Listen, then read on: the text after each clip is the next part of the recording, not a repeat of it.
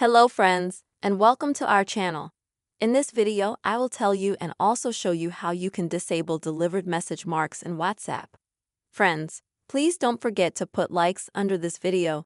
Be sure to write your comments and also subscribe to our channel. So friends, let us get started with you. And I will show you now the whole process of the very beginning. First of all, you will need to open the WhatsApp app on your device.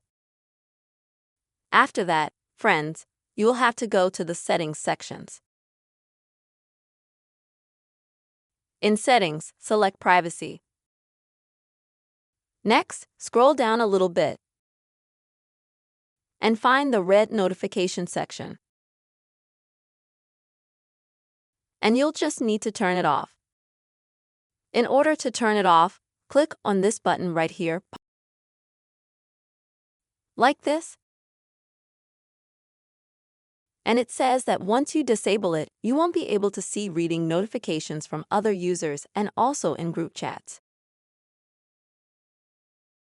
This is the way, friends, you can quickly and very easily disable checkmarks from delivered messages in WhatsApp. I really hope this video was helpful for you friends. Please give your likes, comment, subscribe to this channel. See you soon.